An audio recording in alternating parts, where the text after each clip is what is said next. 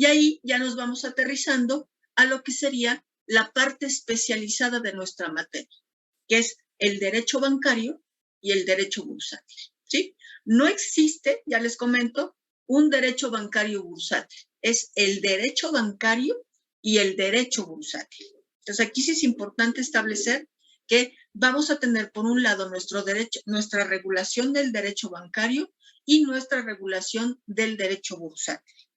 ¿Y cuál es la característica, en este caso, de estas fuentes primarias?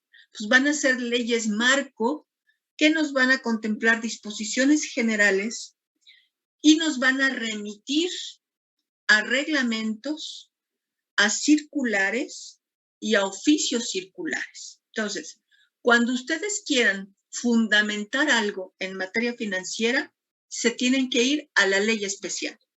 Específicamente, si se trata de derecho bancario, en tratándose de derecho bancario es la ley de instituciones de crédito. En tratándose de derecho bursátil, nos remitiremos a la ley del mercado de valores. ¿Ok? Entonces aquí tenemos las dos leyes especiales. Cuando en todo aquello que no se oponga a la ley y que sea complementario, nos iremos a la parte, a las disposiciones operativas. Y entonces nos iremos a los reglamentos, a las circulares y a los oficios circulares. ¿Quiénes emiten estos?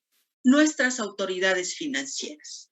Y recuerden, ¿quiénes son autoridades financieras que pueden emitir estas disposiciones de operación? Es Banco de México, bueno, es la Secretaría de Hacienda, es Banco de México y son las comisiones. En nuestro caso, sería únicamente la Comisión Nacional Bancaria y de Valores. Recuerden que la Comisión Nacional de Seguros y Fianzas aplica para seguros y fianzas, las instituciones de seguros y las instituciones de fianzas, y la ley del sistema de ahorro para el retiro sería regulado o supervisado por la CONSAR. Entonces, aquí es importante señalar que en el caso de nuestra materia, sería la Comisión Nacional Bancaria. O sea, los reglamentos, las circulares, los oficios circulares que emita la Comisión Nacional Bancaria, el Banco de México, la Secretaría de Hacienda. E incluso se podría decir alguna circular emitida por Conducef, pero sin embargo la Conducef no puede considerarse como un órgano, como una autoridad operativa. Por lo tanto, únicamente nos encuadraríamos a la Secretaría de Hacienda, al Banco de México y a la Comisión Nacional Bancaria y de Valores. ¿Sí? Y en el caso de las AFORES, pues a la CONSAR. ¿Sí? Entonces aquí es importante. Dicho lo anterior, entonces nos vamos a ir a lo que serían las fuentes primarias del derecho bancario. ¿Quién me hace favor de leer el artículo 6º de la Ley de Instituciones de Crédito, por favor? Sí, David. Yo lo puedo... Sí, es que David, bueno, David levantó la mano. A ver, David, ¿es pregunta o vas a leer? No, me proponía para leer. Ok, entonces si puedes, sí, por favor. De acuerdo. Ley de Instituciones de Crédito. Artículo 6º. En lo previsto por la presente ley y por la Ley Orgánica del Banco de México. Dice, en lo no previsto. Perdón. Sí, en lo no previsto por la presente ley y por la Ley Orgánica del Banco de México, a las instituciones de banca múltiple se les aplicarán en el orden siguiente. Primero, la legislación. A ver, nada más aguántenme tantito. Entonces, ¿cuáles se considerarían fuentes primarias del derecho bancario? 1. La legislación mercantil. No, en este caso, ¿cuál es la fuente primaria del derecho bancario? La Ley de Instituciones de Crédito. ¿Ok? Entonces, 1, Ley de Instituciones de Crédito. 2, ¿cuál es? Ley Orgánica del Banco de México. Así es. Entonces, vamos aterrizando el concepto. Como fuente primaria del derecho bancario, recuerden, es una ley especial y nos vamos a, ¿cuál es su ley especial? La Ley de Instituciones de Crédito. Y también la Ley Orgánica del Banco de México o la Ley del Banco de México. ¿Sí? Entonces, como fuente primaria tenemos esas dos. Y luego ya, entonces, nos vamos al artículo 6º y dice, en lo no previsto, por eso sí es importante, su compañero decía, lo previsto, no, en lo no previsto, por lo tanto, ¿qué carácter, lo que va a leer su compañero, qué carácter va a tener? ¿Son fuentes de qué tipo? ¿Supletorias? Así es, ¿ok? Entonces, el artículo 6º nos va a decir nos va a enumerar las fuentes supletorias del derecho bancario, ¿sí? Entonces, fuente primaria, ley de instituciones de crédito. Todo aquello que no esté establecido en la ley de instituciones de crédito, nos vamos a reglamentos, circulares, oficios circulares emitidos por nuestras autoridades financieras. Hacienda, Banco de México, Comisión Nacional Bancaria. Todo aquello que no esté regulado en eso, entonces nos vamos supletoriamente a, y ahí sí, vámonos por favor, David. Sí, primero, la legislación mercantil. Ok, entonces, vamos desglosando los conceptos. La legislación mercantil. Y entonces, dentro de la legislación mercantil, vamos a tener, ¿a qué? Vamos a tener todas las disposiciones del orden mercantil que pueden ser supletoriamente utilizables a nuestro derecho bancario.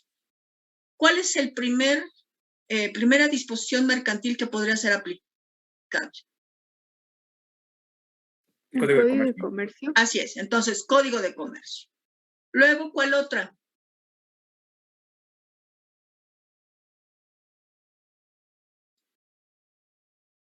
Aparte del Código de Comercio. De Sociedades Mercantiles. Así es, la Ley General de Sociedades Mercantiles. ¿Por qué? Recuerden, los bancos operan bajo la naturaleza jurídica o bajo la figura de sociedad anónima de capital fijo. Pero esa sociedad anónima de capital fijo está regulada por la Ley General de Sociedades Mercantiles, al ser una sociedad mercantil. Por lo tanto, en todo aquello que no se oponga a la legislación bancaria, será aplicable las disposiciones que son aplicables a las sociedades anónimas. ¿Ok? Entonces, aquí es importante. Después, ¿cuál otra ley sería supletoriamente aplicable a nuestra materia bancaria? ¿La Ley General de Títulos y Operaciones de Crédito? Así es. ¿Por qué? Porque recuerden que en los bancos, ¿qué hacen? Ya lo habíamos visto el martes. Tiene operaciones pasivas, operaciones activas y operaciones neutras. Y entonces, las operaciones pasivas pues van a ser cuentas de depósito, cuentas de ahorro. Las operaciones activas es crédito, es un contrato de apertura de crédito con o sin garantía.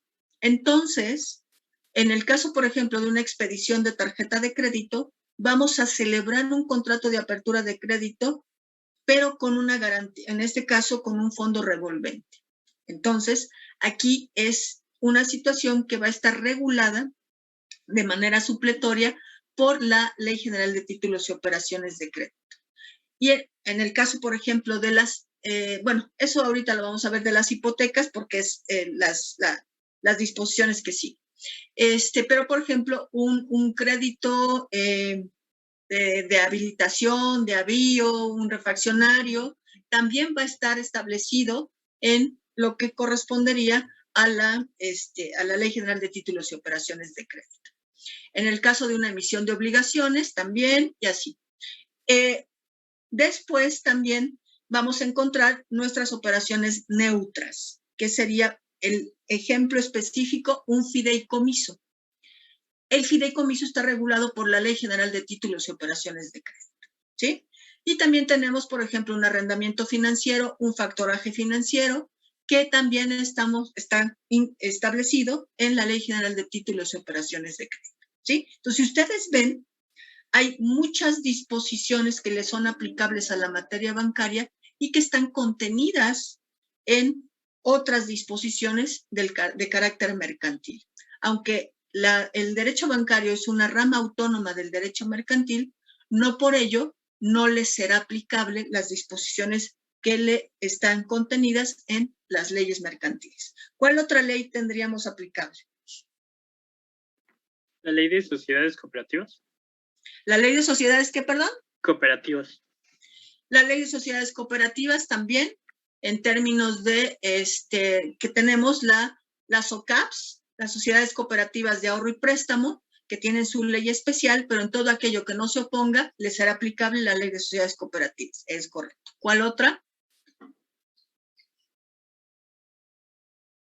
Si nosotros tenemos un banco, vamos a poner el ejemplo, Banamex, HSBC, Santander, BBVA, Scotia, que tiene capital 100% extranjero, ¿qué ley va a ser aplicable en todo aquello que no se oponga a su ley especial? La ley de inversión extranjera. Así es. Entonces, en todo aquello que no se oponga, recuerden que es supletorio. Todo aquello que no se oponga sería la ley de inversión extranjera. ¿Cuál otro?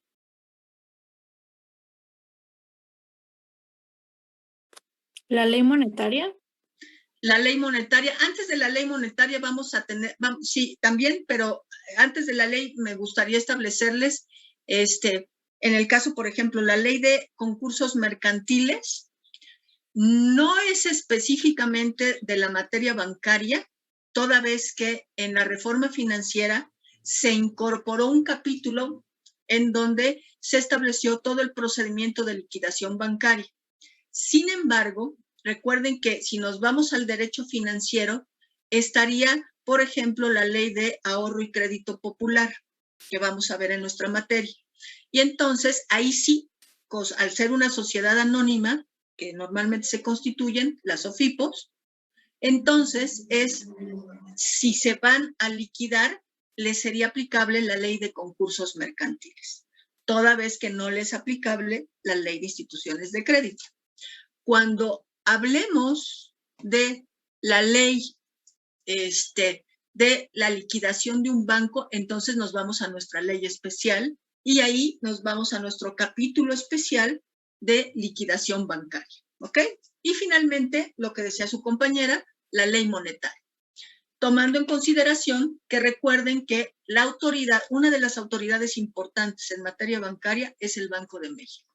Y entonces la regulación de la moneda de curso legal, que es el peso en México, va a estar regulado por la ley monetaria, ¿sí? Entonces, la institución que va a regular lo que es la parte de política monetaria es el Banco de México, pero va a estar en función a la ley, a lo que señale la ley monetaria en términos de las disposiciones aplicables a esta moneda de curso legal en México. Recuerden que en México solamente tenemos como peso la moneda de curso legal. No se ha aplicado como los bitcoins o todas las monedas virtuales, todas las criptomonedas en México no son monedas de curso legal, ¿sí? O sea, aquí es importante. ¿Por qué? Porque vamos a tener el ejemplo de El Salvador, que recuerden que El Salvador publicó una reforma y entonces su moneda es el dólar, pero también va a ser ya como moneda aceptada de curso legal las criptomonedas, que es muy cuestionada esa situación, pero pues bueno, es la legislación que aprobaron en El Salvador. Es el primer país en donde acepta como moneda de curso legal las criptomonedas. En México hay un debate por parte de las autoridades e incluso hay un debate a nivel mundial de que no se acepten las criptomonedas como monedas de curso legal. Al día de hoy, pues el único país que ha expedido la ley para poder aceptar como moneda de curso legal es El Salvador. Y aquí es importante porque las calificadoras le acaban de bajar la calificación precisamente por el riesgo que esto implica, tomando en consideración que recuerden que, uno, las criptomonedas ya se ha demostrado que son meramente especulativas. Dos, que hay un viso de que pues hay lavado de dinero en el uso de criptomonedas. Entonces, pues ahora sí que no puedes legalizar lo ilegal o lo que pudiera ser ilegal. Entonces, por eso muchos países están teniendo, pues ahora sí que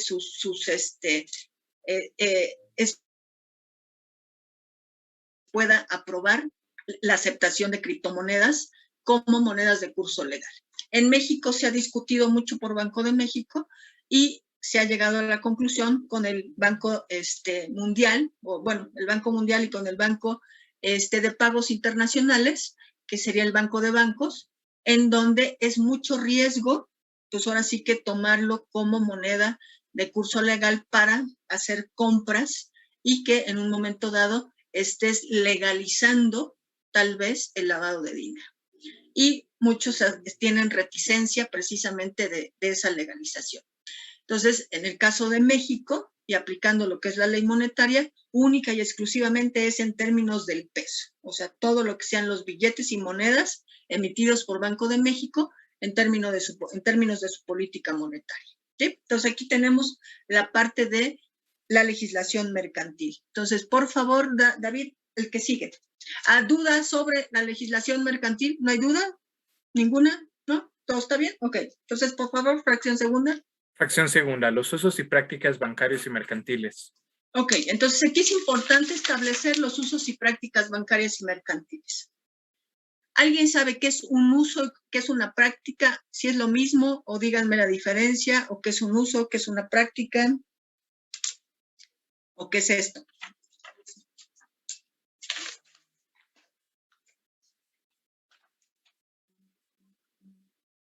¿Qué es un uso? ¿O qué podemos considerar como un uso?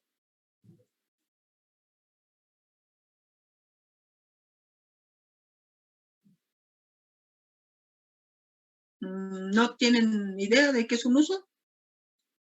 Es un hábito, es una conducta reiterada que vamos a realizar y entonces este hábito o esta conducta reiterada, sí, David.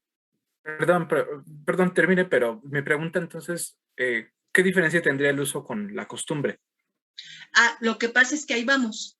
El uso es una conducta reiterada, pero que tiene un carácter o una competencia limitada.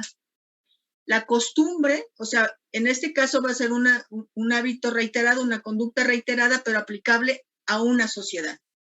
En el caso de un uso, única y exclusivamente es una conducta reiterada, pero tiene un carácter limitado, que utilizan algunos sectores, en este caso como el bancario, de forma obligatoria. ¿Qué quiere decir?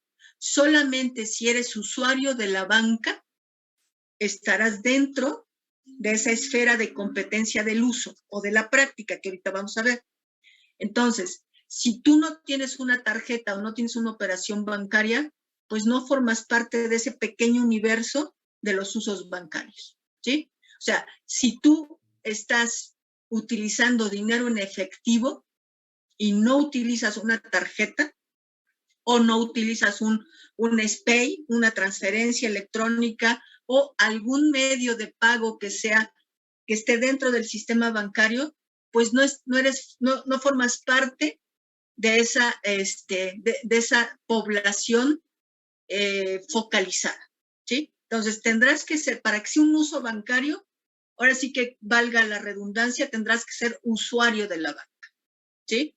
Si no eres usuario de la banca, si no eres cliente de un banco, si no eres usuario de un producto bancario, de una operación bancaria, pues estás fuera del uso bancario. O sea, no formas parte de ese grupo limitado, ¿sí? Si es la costumbre, sí, porque es de manera general. Entonces, en el caso de una costumbre, ¿qué pasa? Si yo tengo como costumbre que después de comer me lavo las manos, o me lavo los dientes, bueno, pues entonces todas las personas que después de comer tendrán esa costumbre. Ya que lo hagan o no lo hagan, eso es otra cosa, pero es generalizado, ¿sí? Y entonces esa es la costumbre. La costumbre es antes de comer te lavas las manos, después de comer te lavas los dientes. Y es la costumbre. Y todo aquel que haga esa actividad o ese hábito, pues se deberá cumplir porque es la costumbre, ¿no? Y es una práctica generalizada. O sea, no es de que, bueno, para los hombres que se tienen que lavar las manos, las mujeres se tienen que lavar los dientes, ¿no? O sea, son todos. Es aplicable a la sociedad en general, a la población en general. En los usos bancarios, solamente si eres usuario de una operación bancaria o de un producto financiero o de un producto bancario, estás encuadrándote en el uso bancario.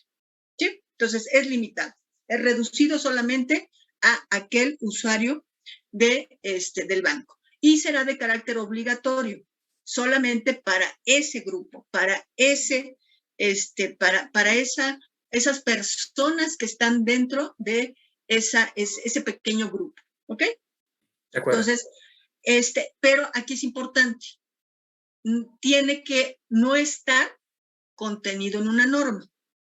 O sea, es un hábito, es una conducta reiterada, aceptada por la comunidad bancaria, pero no obligatoria, o sea, obligatoria, digamos, pero no contenida en ley. Si está contenida en ley, pues entonces es la ley. O sea, al final de cuentas nos iríamos a la fuente primaria, que es la ley. Aquí no es algo supletorio. Entonces, ¿qué pasa, por ejemplo, en el caso, vamos a pensar un ejemplo? Son todas estas cláusulas contenidas en los contratos bancarios. Son disposiciones, son conductas, pero es un acuerdo de voluntades. Es un acuerdo entre el banco y el usuario del servicio. Entonces, si yo voy a contratar una tarjeta bancaria, tengo que celebrar un contrato con el banco. Será obligatorio para ambos, para banco y cliente, y en el caso de, como son contratos marco, son contratos de adhesión, todo aquel que tenga la tarjeta bancaria azul de BBVA le aplicará ese contrato, ¿sí? Si yo no tengo el contrato de esa tarjeta de BBVA, pues no me aplica ese uso bancario, ¿sí? Si tengo el contrato de Banamex, me aplicará el contrato marco de Banamex, y así. Pero si tengo un contrato con Liverpool, pues no me aplica, porque al final de cuentas tengo una tarjeta, pero no es un uso bancario, porque Liverpool no es un banco. Por lo tanto, a lo mejor tengo un crédito, pero celebro un contrato, pero es un contrato mercantil lo que estoy celebrando. No es un contrato bancario. ¿Ok? ¿Sí estamos de acuerdo con esto? Ok. Entonces, otros ejemplos de estos usos, por ejemplo, es los cargos que me hace el banco cuando el cliente tenga deudos con él. O sea, por ejemplo, si yo le debo al banco en un crédito de nómina y no le pago al banco, pero tengo una cuenta de ahorro o de inversión con el banco, hay un uso bancario, a lo mejor es malo, a lo mejor es abusivo, pero el contrato lo establece. Y entonces se compensa y se va a cobrar. Y entonces se va a cobrar con mi cuenta de débito ese cargo que tengo a favor del banco en un crédito de nómina. Y entonces es un uso bancario, es obligado para, en este sentido, esa persona que haya celebrado ese contrato con él, pues con el banco, ¿ok? Solamente aquella que esté en ese supuesto le aplicará ese uso bancario. En el caso, por ejemplo, de una práctica, y ahí entonces entraríamos a la diferencia con la práctica. ¿Qué es la práctica? Igualmente va a ser una conducta reiterada, convertida en reglas generales aplicables al sector bancario. Entonces, aquí es importante. Una práctica va a ser una conducta reiterada, convertida en reglas aplicables al sector bancario y, bueno, también al sector bursátil, contenidas en los manuales de operación de la entidad, ya sea un banco, ya sea una casa de bolsa, ¿sí? Y entonces aquí, ¿cuál es el ejemplo? El conocimiento de firma que me hagan en cobro de cheques. Yo previamente tendré que haber, ahora sí que puesto mi firma en un esqueleto para que cuando yo cobro un cheque, el cajero me vea si coincide la firma. Entonces, ese conocimiento de firma es una práctica que se tiene que hacer contenida en el manual de operación del banco. Y entonces, cajero dice, yo tengo que verificar en mis registros que esta firma de este señor sea la que me aparece en mi registro, la cotejo y entonces le pago el cheque. Esa es una práctica bancaria, ¿ok? Está contenida en mi manual de operación, en mi manual del banco. Yo como empleado del banco tengo que cumplir con ese manual de operación y es esa práctica bancaria que estoy cumpliendo. ¿Cuál otra? Presentar identificación para cobrar cheques. Entonces, en el caso, por ejemplo, de esa práctica, si yo no presento mi identificación y sobre todo, por ejemplo, te dicen INE o pasaporte. Y si tienes licencia, tendrá que ser con otra más, vinculada con otra más. Pero no me dice, tengo una práctica bancaria de que yo, si llevo mi credencial del club, de mi spa o de mi masajeador, de mi club de masajes, ya me la aceptan. Esa no es aceptada. Y hay una práctica bancaria que dice en un manual de operación del banco, las credenciales que son aceptadas es esta y esta, ¿sí? Una credencial de miembro del club social tal, pues no es aceptada, ¿sí? Entonces, eso me lo va a decir mi manual de operación del banco y va a ser una práctica bancaria. ¿Sí estamos de acuerdo con esto? Bueno, luego vamos a tener, por ejemplo, otra práctica, la autorización que se debe de tener en el cobro de cheques. Si ustedes han cobrado cheques y es un monto superior a cierta cantidad, ya el cajero no se los paga, sino va con su subgerente o con su gerente y le tiene que validar para que lo pueda pagar. Esa es una práctica bancaria contenida en un manual de operación que tiene el cajero que hacer cumplir con ese procedimiento administrativo o esa práctica bancaria para poder pagar un cheque, ¿sí? Entonces es una práctica bancaria contenido en su manual de operación. También, por ejemplo, el cobro de comisiones por operaciones realizadas están establecidas en los contratos, pero sin embargo, esas tarifas señaladas pues son prácticas que están contenidas precisamente ya sea en los contratos o en los manuales. También, por ejemplo, el cobro de comisiones por no mantener saldo mínimo de operación también son prácticas bancarias. Y ahí nos vamos a ir dentro de esas prácticas bancarias. Después, tanto el uso como la práctica se puede transformar en una cláusula de un contrato, ¿sí? Y ahí después, ya cuando nos toque ver, vamos a corresponder a que las cláusulas pueden ser cláusulas abusivas o cláusulas ilegales. Y entonces, si son ilegales, por supuesto, pues se tendrán como no puestas. O sea, toda aquella cláusula que contraríe la ley, pues se tendrá como no puesta. Pero también habrá cláusulas abusivas. Y entonces ahí entraría nuestra protectora de defensa de usuario y entonces, ¿quién sería la competente para determinar si una cláusula es abusiva o no? ¿Qué autoridad que ya habíamos visto el martes? La Conducef. Así es. Entonces, si ustedes ven en su contrato, cuando celebren un contrato con un banco que tiene una cláusula abusiva, pueden presentar una queja en Conducef y decir, oye, estos bancos se están pasando. Aquí hay una cláusula abusiva, tú Conducef, protégeme y defiéndeme porque estos sí se están pasando, ¿sí? Y entonces, pues bueno, presentan su queja y demás y se resolverá lo conducente en términos de esa cláusula abusiva. Y aquí es importante porque en el caso de que la Conducef determine que una cláusula es abusiva, entonces se tenderá o se eliminará del contrato, pero el contrato en sus demás términos subsistirá, ¿sí? O sea, no eliminan el contrato, pero esa disposición que se considera abusiva, entonces esa disposición se eliminará. ¿Sí estamos claros con esto? Y entonces ahí entraría, pues, en protección y defensa a los usuarios, la Conducef.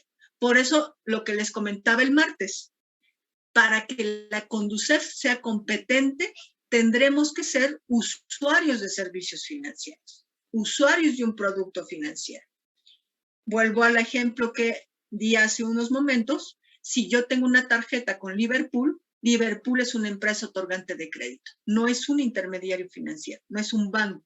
Por lo tanto, no es competente, no es un uso, no es una práctica bancaria, porque al final de cuentas el intermediario o el otorgante de crédito no es una institución financiera, no es un banco. Por lo tanto, no estoy en la esfera del uso y práctica bancaria, porque al final de cuentas no es un banco, es un acto comercial lo que estoy haciendo. Es una actividad comercial lo que estoy haciendo, aunque intervenga un crédito mercantil, un otorgamiento, una tarjeta, sí, pero no está expedida por un intermediario financiero autorizado. En este caso específico, por un banco. ¿Sí estamos claros con lo que sería el uso y la práctica bancaria? ¿No hay dudas? Jóvenes ilustres, ¿no? No, ninguna. No. Ok, bueno, entonces vamos a seguir, por favor, con nuestra fracción siguiente. David. Claro. Fracción tercera, la legislación civil federal. Ok, entonces, ¿cuál es la legislación civil federal? ¿A qué se está refiriendo? ¿El Código Civil Federal? Así es, al Código Civil Federal. Recuerden que en materia civil hay códigos civiles emitidos por las entidades federativas. Y entonces vamos a tener un Código Civil Federal. ¿Cuál es el Código Civil Federal? O sea, aquí vamos a encontrar un Código Civil que se llame Código Civil Federal, o cuál es el aplicable como Código Civil Federal. Si no me equivoco, efectivamente aparece como Código Civil Federal. ¿Perdón? Si no me equivoco, es efectivamente el Código Civil Federal. A ver, búsquenle, por favor, Código Civil Federal, póngale en el internet, así.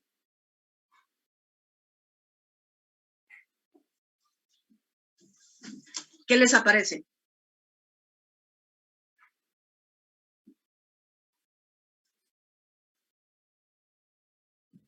Bueno, yo busqué en el portal de leyes federales de la Cámara de Diputados y me aparece tal cual el texto del Código Civil Federal.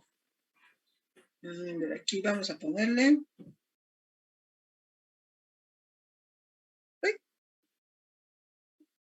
Código Civil Federal.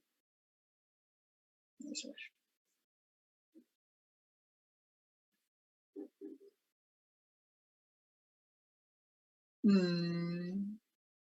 Okay. Código Civil Federal, nuevo código publicado a Código Civil Federal, última reforma, 11 de enero del 2021. Ok, bueno, entonces sí, ya aparece, perfecto. Bueno, pues entonces aquí, así. Código Civil Federal. Normalmente se había dicho, el Código Civil aplicable al distrito, a la Ciudad de México, será considerado como un código federal en materia de República Mexicana. Ya lo establecieron, entonces nos vamos al Código Civil Federal tal cual.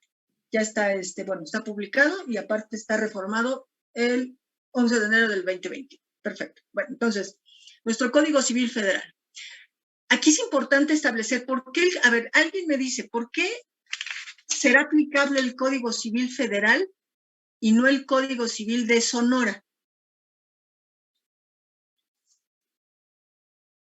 Porque la materia mercantil es federal, bueno, de ámbito federal, de competencia federal. Porque la materia bancaria, recuerden, estamos en la materia bancaria, es una materia federal, ¿sí? La materia mercantil, recuerden, a ver, ¿la materia mercantil es federal? Sí, de acuerdo conmigo. ¿No será materia concurrente?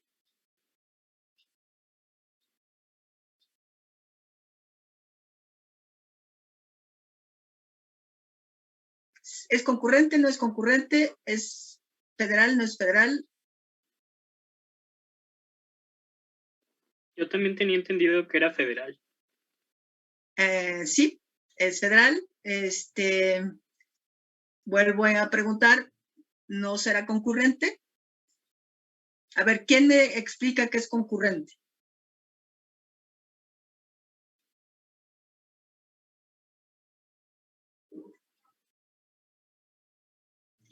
¿Por qué presentamos una demanda tanto en fuero común como fuero federal? Una demanda mercantil. ¿Sí están claros con que podemos presentar una demanda tanto en fuero federal como fuero común? ¿O desde ahí no estamos correctos? O sea, si yo presento una demanda en materia mercantil, ¿puedo presentarla en los juzgados de la Ciudad de México o en los juzgados de distrito o no?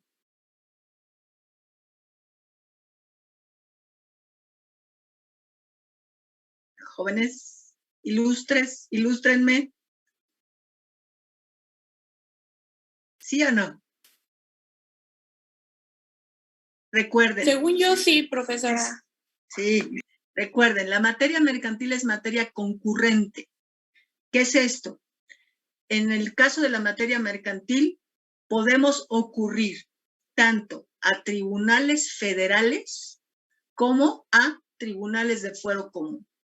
Y entonces tenemos, ahora sí que, la elección de demandar a nuestros, ahora sí que a nuestros demandados, tanto en un juzgado de fuero común como en un juzgado de fuero federal.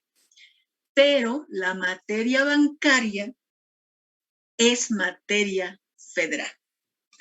Pero como la materia bancaria, recuerden, los actos, siempre recuerden esto, las operaciones que realizan los bancos que habíamos dicho el martes, en términos del artículo 75, fracción 14ª, se reputan actos de comercio las operaciones de bancos, ¿sí? Y entonces, al ser, ¿sí? Así es, así es. Por favor, si lo tienes, échatelo de una vez para que quede claro.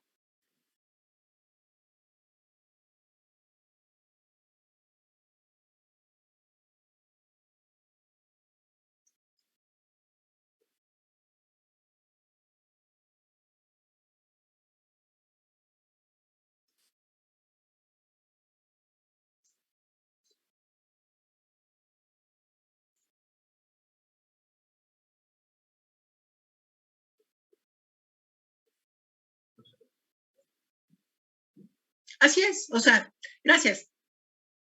Recuerden, por eso es materia concurrente, o sea, la materia mercantil, si ustedes van a ser litigantes en un futuro y son litigantes de materia civil o de materia mercantil, pueden, en términos del 104 constitucional, irse o indistintamente o fuero común o fuero federal. Recuerden, si nos vamos, ahora sí que desglosando, la materia bancaria per se es una materia federal, pero el acto que yo realice entre cliente es un acto de comercio. En consecuencia, será un acto mercantil. En consecuencia, si seguimos la línea, será aplicable la materia concurrente. Y entonces optaré por pelearme en fuero común u optaré en pelearme en fuero federal. ¿Sí estamos correctos con esto? ¿Sí? ¿No hay duda? Ok. Gracias. A ver, Leiva Pichardo, ¿cómo te llamas? ¿Perdón? Gracias, Armando. Bueno, pues entonces ya nos ilustró su compañero, nos complementó y recuerden, estamos entonces en lo que correspondería a nuestro Código Civil Federal. Este Código Civil Federal, ¿por qué tiene que ver supletoriamente con la materia bancaria? Y entonces vamos a tener 3 aspectos que son importantes que se regulan en la materia civil. 1, la parte de personalidad jurídica. Siempre vamos a tener que establecer lo que es el nombre, el domicilio, todo lo que son los elementos de la personalidad jurídica de los sujetos. Y eso está regulado por el derecho civil. 2, la parte de propiedad. todo lo que es la parte en términos de propiedad. Y 3, lo que correspondería precisamente, bueno, en el caso, por ejemplo, de la personalidad, los poderes que se pueden otorgar, aun cuando, en el caso, por ejemplo, habrá algún tipo de intervención por parte de los corredores públicos, que son los fedatarios mercantiles, a través de sus pólizas. Pero, en principio, nos iríamos a la parte de la expedición de poderes por parte de un notario. Entonces, eso es de carácter civil, todo lo que es la parte de personalidad, de representación, luego lo que es la parte de propiedad. Y aquí es importante, porque es aplicables las disposiciones del orden civil en términos del Código Civil Federal. Porque, recuerden, yo puedo celebrar ante un banco, con un banco, una apertura de crédito con garantía hipotecaria. Cuando compro una casa, cuando le pido al banco que me preste dinero para comprar una casa. Y entonces, la hipoteca, o sea, el gravamen, que ahí sería la tercera parte de la materia civil, que son las garantías. Y entonces, la hipoteca es el gravamen que me va a garantizar o le va a garantizar al banco el cumplimiento de la deuda, ¿sí? Y entonces la hipoteca está regulada por ¿qué disposición? Por el Código Civil. Si ustedes tratan de buscar el fundamento de la hipoteca en el Código de Comercio, pues no lo van a encontrar. Ni tampoco en la Ley de Sociedades Mercantiles, ni en la Ley General de Títulos, ni tampoco en la legislación bancaria, en la Ley de Instituciones de Crédito. ¿A dónde nos vamos a remitir supletoriamente? Todas las disposiciones que sean contenidas para la hipoteca están contenidas, valga la redundancia, en el Código Civil Federal. ¿Ok? Y entonces, todo aquello que sea establecido respecto a la hipoteca, a la garantía hipotecaria, nos remitiremos a las disposiciones contenidas en el Código Civil. ¿Sí estamos claros con esto? O sea, ¿por qué es supletoriamente aplicable el Código Civil Federal? ¿Sí? Bueno, entonces, vámonos con, en el caso, por ejemplo, de las garantías, aquí son distintas, son indistintas, es específicamente la parte hipotecaria porque vamos a tener garantías también de índole mercantil. ¿Cuál es? Por ejemplo, el aval, pues va a ser mercantil, o sea, en ese sentido es una garantía personal, pero va a estar contenida en disposiciones mercantiles.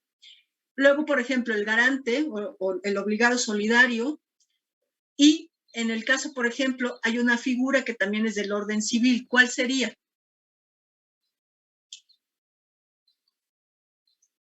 El fiador. Recuerden que el fiador va a ser, el aval es en materia mercantil y es para efecto de títulos de crédito. Y el fiador es para contratos civiles y pues, hace las veces del garante personal. Y luego tendríamos también otras garantías que son mercantiles, que sería, por ejemplo, la fianza o el fideicomiso de garantía, que también van a ser pues, garantías mercantiles y que van a estar contenidas, en el caso, por ejemplo, de un fideicomiso, en la Ley de Títulos y Operaciones de Crédito. En el caso, por ejemplo, de una fianza, pues bueno, en la Ley de Fianzas o incluso un seguro para garantizar el cumplimiento de una obligación. Y ahí, en ese sentido, vamos a tener, pues bueno, la Ley de Seguros y Fianzas, que es del orden mercantil, ¿sí? Entonces, por eso también es supletorio todo lo que correspondería en el caso específico de la Ley de Seguros y Fianzas, no es supletorio porque recuerden que si nos vamos al derecho financiero, la Ley de Seguros y Fianzas forma parte de la legislación primaria del derecho financiero, no del derecho bancario, del derecho financiero. ¿A dónde está ubicado? Como una partecita dentro del derecho financiero, el derecho bancario y el derecho bursátil. ¿Sí estamos claros con esto? ¿No hay dudas? Ok. Si le seguimos, David, por favor. Claro, profesora. Fracción cuarta, la Ley Federal de Procedimiento Administrativo respecto de la tramitación de los recursos a que se refiere esta ley. Ok, entonces, recuerden, aquí sería la parte de procedimiento administrativo en términos de lo que correspondería a todo lo que es el procedimiento administrativo para la presentación de recursos. De una vez se los adelanto, hay 3 recursos que se pueden presentar en materia administrativa en términos de nuestra materia bancaria. Uno es lo que sería el recurso de revocación, que es ante Comisión Nacional Bancaria, el recurso de revisión también ante Comisión Nacional Bancaria, ante IPAB y ante Conducef. Y tercero sería nuestro recurso de reconsideración. Este tercer recurso de reconsideración solamente procede ante Banco de México. ¿Sí? Entonces aquí tenemos toda la parte de recursos administrativos que van a ser nuestros recursos, nuestros medios de defensa que tenemos como usuarios de servicios financieros. Entonces aquí sería aplicable en la parte procedimental lo que sería esta ley. ¿Preguntas? ¿Dudas? ¿No hay ninguna? Profesora, ¿podría repetir los recursos que mencionó? Sí, entonces son 3 recursos. 1, recurso de revocación. ¿Ante quién se presenta? Comisión Nacional Bancaria, Junta de Gobierno de la Comisión Nacional Bancaria. Recurso de revisión, igualmente ante Comisión Nacional Bancaria, también es el IPAB o también es Conducef. Entonces, recurso de revisión. Tercer recurso, recurso de reconsideración, y ese única y exclusivamente aplica para aquellos abogados o aquellos clientes que quieran interponer una reclamación ante Banco de México por alguna sanción que haya emitido el Banco de México. ¿Sí? Entonces, solamente el recurso de reconsideración aplica para el Banco de México. Si te queda luz, o no me acuerdo quién preguntó. Sí, profesora, gracias. Ok. Karen, perdón. Fracción que sigue, por favor, David. Claro, profesora. Fracción quinta, el Código Fiscal de la Federación respecto de la actualización de multas. Ok, entonces, recuerden, el Código Fiscal de la Federación para la actualización de multas. Ya les acabo de comentar, las autoridades financieras son órganos sancionadores de las entidades financieras. Cuando un banco o cuando cualquier entidad financiera se porta mal, entonces puede ser sancionado. Y aquí es importante, puede ser sancionado por distintas autoridades a la par.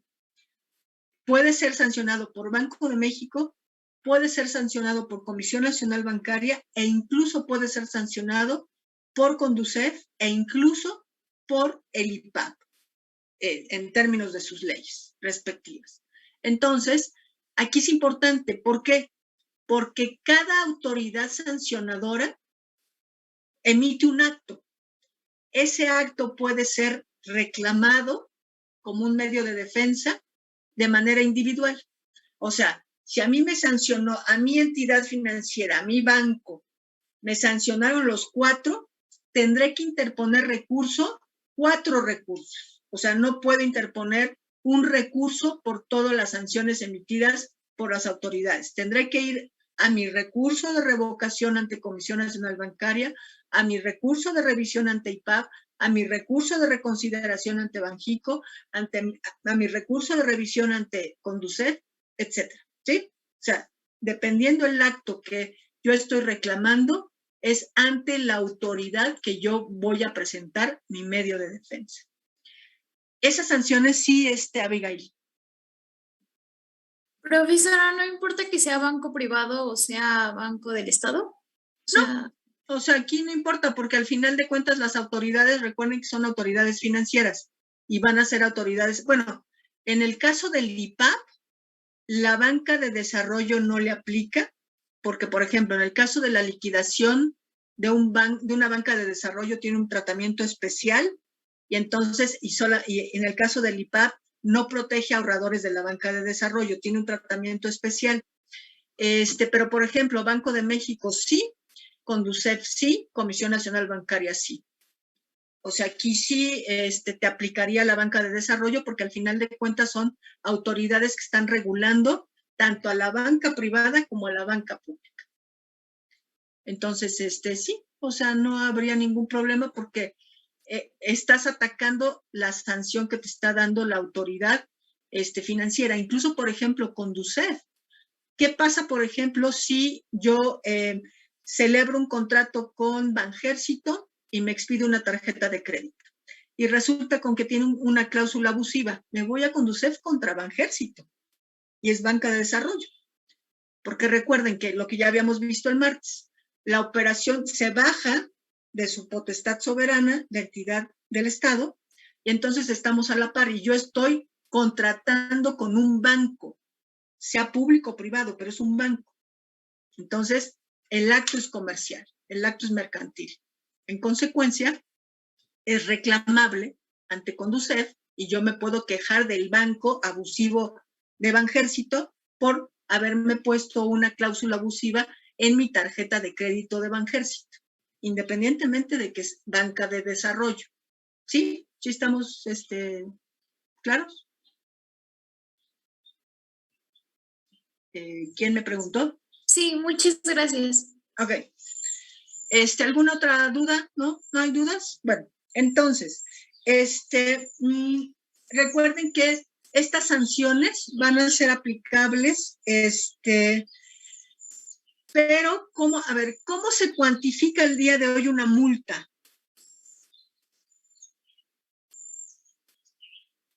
No me digan en 1,000, 2,000, o sea, ¿en qué valor, pues? El valor de la UMA. De la UMA. Recuerden que ya se hizo la modificación constitucional hace unos años y entonces todas aquellas disposiciones que sean contenidas o referidas a una sanción ya no son salarios mínimos. Recuerden que antes las multas son referidas a tantos salarios mínimos. Al día de hoy se van a referir o se cuantifican a través del valor de la UMA, ¿sí? De la unidad de medida y actualización.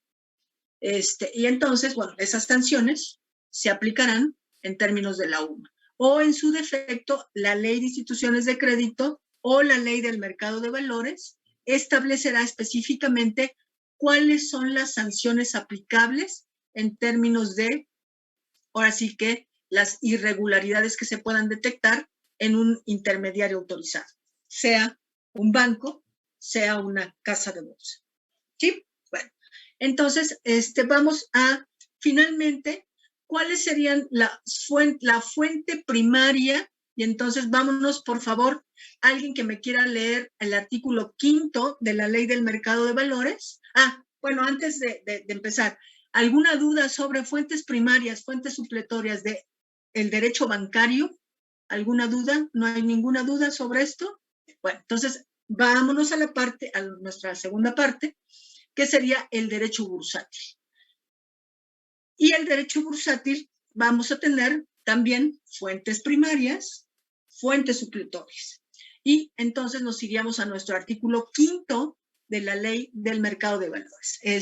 Sí, hay dos participantes que levantaron la mano. Sí, Muédano Villafranca, que tienes tu manita. Sí, es Villafranco. Villafranco, perdón, sí. Sí, no se preocupe. Artículo 5. La legislación mercantil, los usos bursátiles y mercantiles y la legislación civil federal en el orden citado serán supletorios a la presente ley. El Ejecutivo Federal, a través de la Secretaría, podrá interpretar para efectos administrativos los preceptos de esta ley. Ok, entonces recuerden, en términos del artículo 5 de la Ley del Mercado de Valores, solamente se va a referir a los usos y prácticas bursátiles, a lo que sería también, ¿qué era el código qué? Era la legislación civil federal y ¿cuál otra era? La legislación civil. La legislación mercantil, usos bursátiles, bursátiles y mercantiles y en la legislación civil federal. Y le sería aplicable lo mismo que hemos desarrollado para el banco. Solamente aquí sí es importante y recuerden, ahí, si ustedes hacen un símil o una comparación entre lo que sería la fuente primaria del derecho bancario a la fuente primaria del derecho bursátil, ¿cuál nos falta? ¿Qué no es aplicable en materia bursátil que sí es aplicable en materia bancaria? La ley de instituciones de crédito. Bueno, obviamente porque son las leyes especiales, pero ¿cuál otra? La ley del Banco de México. ¿Sí? Entonces recuerden, como fuente primaria del derecho bancario, ¿cuál teníamos? La ley de instituciones de crédito y la ley orgánica del Banco de México. ¿Cuál es en fuente primaria del derecho bursátil? Pues única y exclusivamente tendríamos nuestra ley del mercado de valores. Y en términos de todo aquello que sea complementario, los reglamentos, las circulares, los oficios circulares.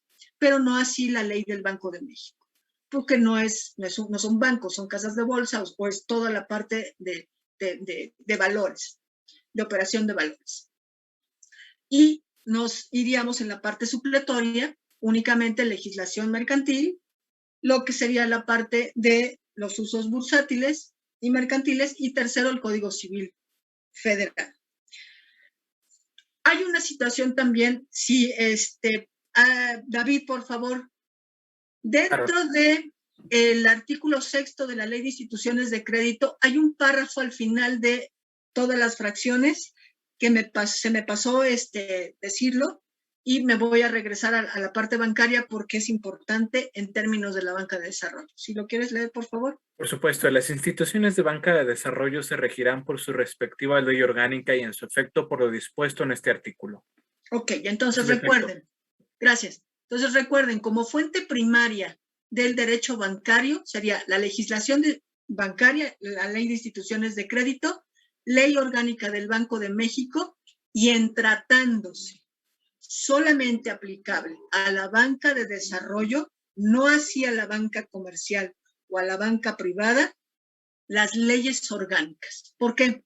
Al día de hoy tenemos 6 sociedades nacionales de crédito que se conforman como banca de desarrollo o se tienen las facultades de ser banca de desarrollo, que es Nacional Financiera, Banobras, Banjército, Sociedad Hipotecaria Federal, Banco del Bienestar, y por ahí me está faltando Bancomex, el banco del exterior. Entonces, esas 6 entidades son las únicas 6 entidades que forman parte o tienen la facultad de ser banca de desarrollo. Y entonces, esas 6 entidades se van a regular, su regulación va a estar contenida en sus leyes orgánicas. No hay una ley orgánica general para la banca de desarrollo. Vamos a encontrar una ley orgánica de Bancomex, una ley orgánica de Nafinsa, de Nacional Financiera, una ley orgánica del Banco del Bienestar, una ley orgánica de la Sociedad Hipotecaria Federal, una ley orgánica de Banobras y una ley orgánica de Banjército. ¿Sí? Entonces, cada una de estas leyes va a ser la regulación en términos de su organización, funcionamiento, facultades y operación de la propia entidad financiera que se establezca como banca de desarrollo. Recuerden, mientras los bancos privados operan bajo el régimen de sociedad anónima de capital fijo, en el caso de la banca de desarrollo, operan bajo la naturaleza jurídica de sociedades nacionales de crédito. ¿Sí? ¿Sí estamos claros con eso? Entonces, la estructura corporativa es, en el caso de la banca privada, de la banca comercial, esos 50 bancos que ya les comentaba el martes, operan bajo SA de capital fijo. La banca de desarrollo, o sea, las 6 entidades de banca de desarrollo, operan bajo la figura de ser Sociedad Nacional de Crédito. Y entonces, recopilando nuestra exposición de hoy, fuente primaria del derecho bancario, legislación especial, ley de instituciones de crédito. Ley Orgánica del Banco de México y, en el caso de la banca de desarrollo, sus leyes orgánicas. ¿Sí? Fuentes supletorias, legislación mercantil, usos y prácticas bancarias, Código Civil Federal, todo lo que es la parte de procedimiento administrativo y la parte fiscal, para efectos de actualización de multas. ¿Sí? Entonces, y en el caso del procedimiento administrativo, para efecto de la interposición de recursos. Y en la materia bursátil, fuente primaria, bueno, estas fuentes supletorias. En el caso de la materia bursátil, fuente primaria, ley del mercado de valores.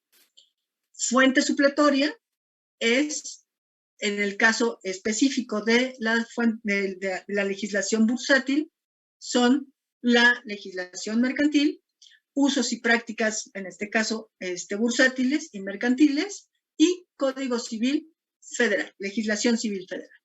Recuerden, la materia bancaria y la materia bursátil es materia federal, pero la parte procedimental, la parte procesal, al ser materia mercantil, en términos de hacer actos de comercio, lo que celebramos, entonces, en la parte procesal, ya lo establecía su compañero, en términos del 104 constitucional, tenemos una materia concurrente. Podemos ocurrir ante tribunales de fuero común y ante tribunales de fuero federal.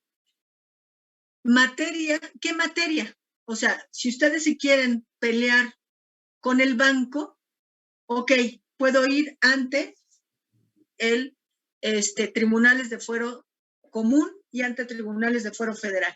¿Pero materia qué? ¿Civil o materia mercantil?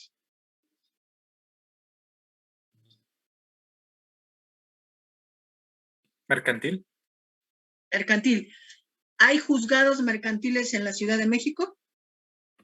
No. ¿O sí? Ay. No, no hay. Bueno, no. Si alguien ha litigado ya, no hay. Pero, les doy el ejemplo. Sonora tiene juzgados mercantiles. Y entonces ahí sí tendríamos que ir viendo ante quién nos vamos a pelear y ante qué materia, dependiendo, ahora sí que el lugar donde radiquemos nuestra demanda. ¿Ok? Y si no queremos tener problema, pues lo radicamos en la Ciudad de México, y si no queremos tener problema, lo radicamos en un juzgado de distrito en materia civil. ¿Sí? Sin problema. ¿Ok? Entonces, para que no tengamos, pues ahora sí que no estemos perdidos en términos de que nos desechen la demanda por cuestiones de materia, y que es civil, y que es mercantil, y que no sé qué tal. Y ya en la parte procesal, pues bueno, quiero pensar que en sus mercantiles ya vieron la parte procesal de si es un ejecutivo, si es un oral, si es un ordinario, y eso no nos toca ver a nosotros en nuestra materia bancaria. Entonces, eso quiero pensar que ya lo vi. ¿Alguna duda sobre nuestras fuentes de derecho bancario, de derecho bursátil, fuentes primarias, fuentes supletorias y demás? ¿No hay dudas? ¿Todo está claro? ¿Sí? Profesora, yo tengo una duda. La primera fuente supletoria del derecho bancario, ¿cuál era? Era la ley especial, o sea, la ley de instituciones de crédito. Muchas gracias, profesora. Sí, entonces recuerden, nuestra fuente primaria del derecho bancario es la ley de instituciones de crédito y la ley orgánica del Banco de México. Y si se trata de la banca de desarrollo, su ley orgánica. ¿Ok? Y en el caso, por ejemplo, ya de los supletorios, pues bueno, ya nos iríamos al artículo 6º. Si nos vamos al derecho bursátil, la fuente primaria sería la ley del mercado de valores, y supletoriamente nos iríamos al artículo 5º de la ley del mercado de valores, en términos de la supletoriedad de la norma. Okay. ¿Sí? ¿No hay dudas? ¿No, todo está claro? ¿No hay preguntas? ¿No hay dudas? ¿No hay comentarios? Sin problema por ahora.